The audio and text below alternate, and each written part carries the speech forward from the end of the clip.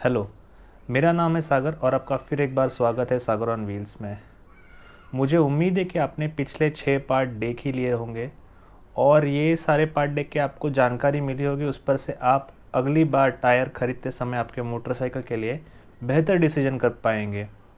आपका यूसेज क्या है, आप रोड पे यूज़ करने वाले हो, ऑफ रोड पे यूज़ करने वाले हो, आपको आपके टायर से कितनी लाइफ चाहिए, ये आप सब कुछ सोच कर ही टायर खरीद पाओगे। साथ ही साथ हमने बाकी फैक्टर्स भी कंसिडर किए, जैसे कि टायर सॉफ्टनेस, हार्डनेस, टायर के अलग अलग डायमेंशन से मोटरसाइकिलिंग के हैंडलिंग के ऊपर क्या इफ़ेक्ट होता है, टायर कंपाउंड सॉफ्ट और हार्ड होने से क्या होता है, टायर के ट्रेड पैटर्न के ऊपर से उसका यूसेज कैसे डिसाइड होता है। तो ये से हमने सारे के सारे पॉइंट्स कवर यहाँ पे कर लिए हैं। तो अभी अगला टॉपिक जो है वो है मोटरसाइकिल्स में आगे एक चक्का पीछे एक चक्का दोनों अलग अलग क्यों होते हैं। तो आज के वीडियो में हम यही जानने की कोशिश करेंगे कि खासकर एडवेंचर मोटरसाइकिल्स में पीछे की तरफ 17-18 इंच रिम और आगे होती है 21 या 19 इंच रिम। तो इसकी वजह क्या है? एग्जाम्पल के लिए, सैम्पल के लिए आपको दिखा दूँ तो हमने अपने बाइक के पुराने दोनों टायर्स यहाँ पे रखे हैं। तो ये जो टायर है ये पीछे का है, तो ये है 17 इंच और ये जो आगे का है ये है 21 इंच। तो आप देख ही सकते हैं कि 21 इंच टायर कितना बड़ा है एज़ कम्पेयर टू 17 इंच। तो इस 4 इंच के डिफरेंस से जो फ़र्क पड़ता है इन दोनों के, इसके बारे में हम जानेंगे और ऐसा कंपनीज क्यों करते हैं। टायर डायामीटर के बारे में जानने से पहले हम डिस्कस करते हैं कि टायर के विड्थ में क्यों डिफरेंस आता है। तो आपने बहुत सारे टायर्स में देखा होगा, जो फ्रंट टायर होता है और जो रियर होता है। तो फ्रंट टायर आपका स्लिम होता है और रियर टायर आपका फैट होता है। रियर और ये है आपका फ्रंट टायर। तो ये है आपकी मोटरसाइकिल। तो इसकी वजह क्या है? तो इन दोनों टायर्स का फंक्शन क्या है वो पहले समझते हैं।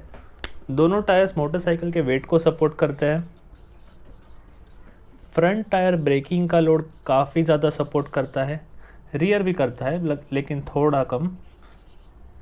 बट रियर टायर पे जब आपके मोटरसाइकिल पे कोई पिलियन बैठता है या आप लगेज ऐड करते हो, तो जो रियर टायर पे जो वेट है वो काफ़ी बढ़ जाता है।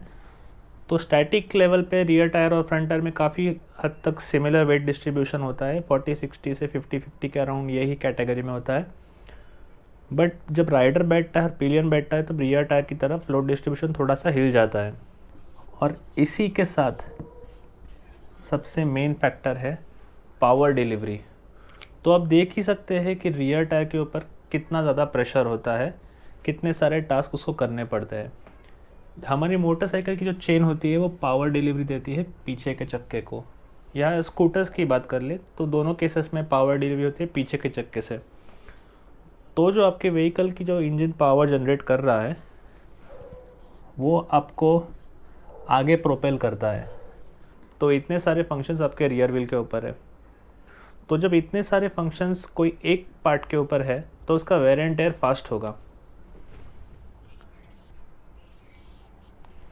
अगर आप दो टायर्स की बात करें, एक स्लिम है और एक फैट है, तो जो स्लिम टायर होगा उसके छोटे एरिया पे कांटेक्ट पैच क्रिएट होगा, काफ़ी छोटा एरिया कांटेक्ट पैच जनरेट होगा, और बड़े टायर पे बड़ा होगा।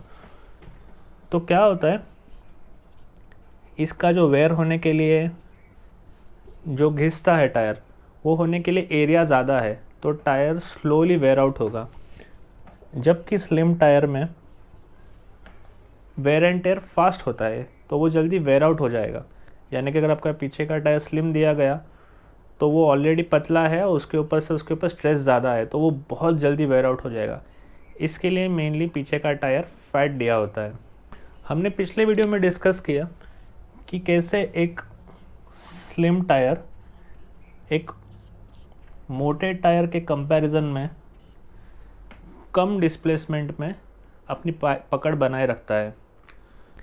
आगे के टायर का प्राइमरी फंक्शन क्या है? स्टीयरिंग। तो अगर आपके टायर के नीचे ग्रेवल या डस्ट आती है और आगे का टायर फैट होगा तो उसमें काफ़ी ज़्यादा स्किमिंग होगा, वो काफ़ी लेफ़्ट राइट स्लिप होगा और आपको सही से स्टीयर कर नहीं पाएगा। तो इस वजह से आगे का टायर पतला दिया जाता है। रियर टायर में स्किमिंग या स्लिपिंग ये कंट्रोलेबल होता है। जब आप मोटरसाइकिल चलाते हैं और आगे का टायर फिसलता है तो आपके लिए बहुत ही क्लोज कॉल हो जाता है, आप गिर सकते हैं। बट जबकि रियर टायर स्किड होता है तो हम उसे कंट्रोल कर सकते हैं। हम कभी कभी जानबूझ कर भी करते हैं, जैसे कि ऑफ रोड कंडीशंस में। बचपन से आपको शायद पता ही होगा, हम पीछे का ब्रेक टैप करके साइकिल को स्लाइड करते थे। तो मोटरसाइकिल पे ड्रिफ्टिंग करना, ये सब चीज़ों के लिए आप पीछे के टायर को स्लाइड में लेके जाते हैं। तो पीछे का टायर स्लाइड होना ये कंफर्टेबल चीज़ है, बट फ्रंट स्लाइड होना ये हमारे लिए कंफर्टेबल नहीं है। साथ ही साथ पीछे के टायर पे स्टीयरिंग का काम नहीं होता। जब आप ऑफ रोड में जाते हैं तो पीछे के टायर से आप स्टीयर कर सकते हैं, जिसको हम लोग पावर स्लाइड बोलते हैं। यानी कि आप एक कर्व पे जा रहे हैं और आपका हैंडल मुड़ता है और आपका पीछे का टायर ऐसे होता है। तो ये आपकी मोटरसाइकिल है और ये आप कुछ इस तरीके से स्लाइड हो रहे हैं, तो इसको हम पावर स्लाइड कहते हैं। तो इससे जो टर्न आपका लंबा होने वाला था वो काफ़ी शार्प हो जाता है, आप इससे यू टर्न भी ले सकते हैं छोटी जगह में। और एक बड़ा इशू, अगर आगे का टायर फैट होगा तो आपका स्टीयरिंग हैवी हो जाएगा, क्योंकि आपका contact patch normal road conditions में बढ़ रहा है तो आपको महसूस होगा कि आपका हैंडल बहुत हैवी हो रहा है। तो ऐसे कुछ वजह है जिसके वजह से पीछे का टायर वाइड होता है और आगे का टायर स्लिम रखा जाता है। तो अब हम बात करते हैं टायर डायमीटर्स की।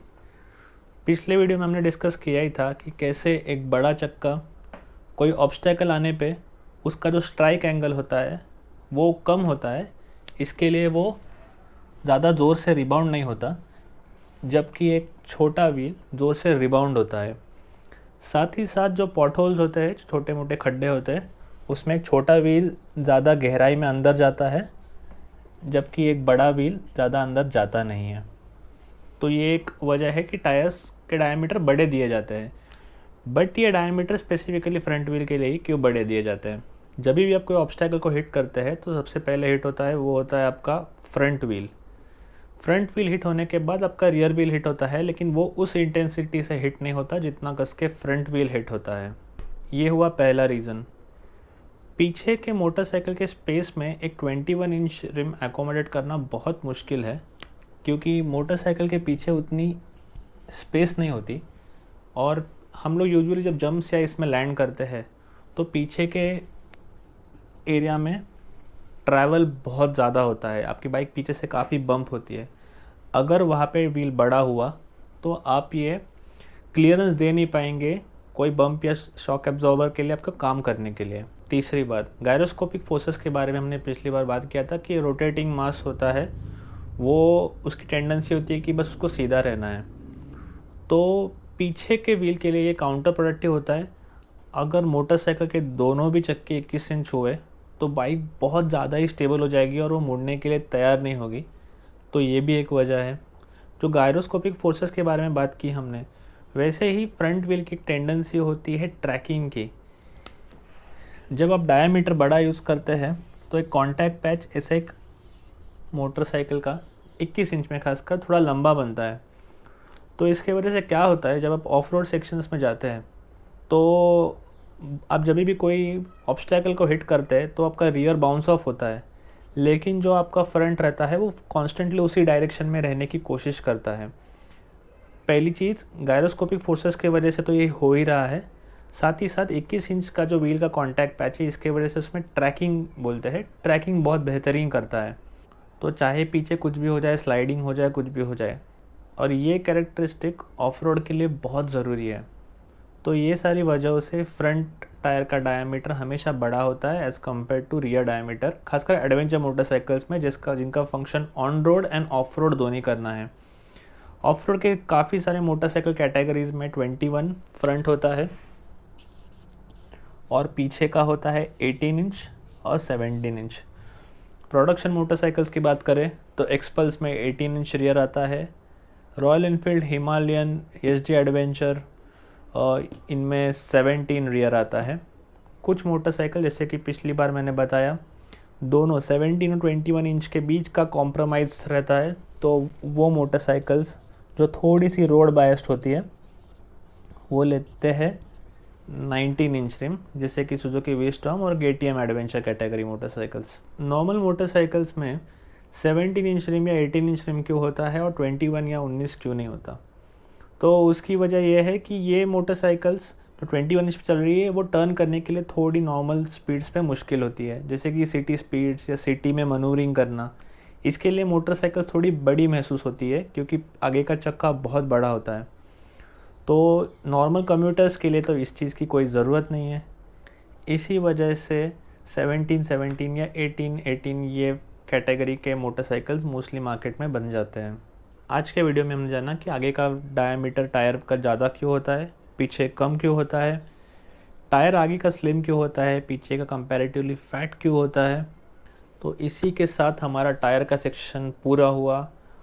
और अगर आपके कुछ सजेशन होंगे तो हम उस पर आगे वीडियो बनाएंगे। और अगर आपको लगता है कि मैंने कहीं पे एक्सप्लेनेशन में गलती की होगी तो प्लीज़ मुझे बताइए कि कहाँ पे हुई है, और साथ ही साथ उसका एक्सप्लेनेशन भी दीजिए ताकि मैं भी इस कंसेप्ट को बेटर समझ पाऊँ और बाकी लोगों को और अच्छे से शेयर कर पाऊँ। अगर आपके पास वक्त है और अगर आपको मोटरसाइकिल्स के बारे में और इन डेप्थ जानना है तो 2 किताबें मैं रेकमेंड करूँगा। पहला है ट्विस्ट ऑफ द रिस्ट, जो कि कीथ कोड ने लिखा है। तो ये थोड़ा सा मोटरसाइकिल कैसे चलानी है और रेसिंग के ऊपर ज़्यादा है। और दूसरी है motorcycle dynamics by Tony Foale. तो टोनी फॉयल बहुत ही इंजीनियरिंग जैसी बुक है, उसमें बहुत सारे ग्राफ दिए, बहुत टेक्निकल लेवल पे छोटी छोटी चीज़ें दी हुई है, कैसे कोई मोटरसाइकिल स्टीयर करती है, काउंटर स्टीयरिंग, बहुत सारे कंसेप्ट्स है। बहुत ही इंटरेस्टिंग बुक है। तो मैं ये 2 बुक्स डेफिनेटली रेकमेंड करूँगा। अगर आपको वीडियो पसंद आया होगा तो प्लीज़ वीडियो को लाइक कीजिए, कमेंट कीजिए हम क्या नया ला सकते हैं आपके लिए, आपने इसमें से क्या सीखा, और सब्सक्राइब कीजिए अगर आपने अभी तक चैनल को सब्सक्राइब नहीं किया है तो। Thank you.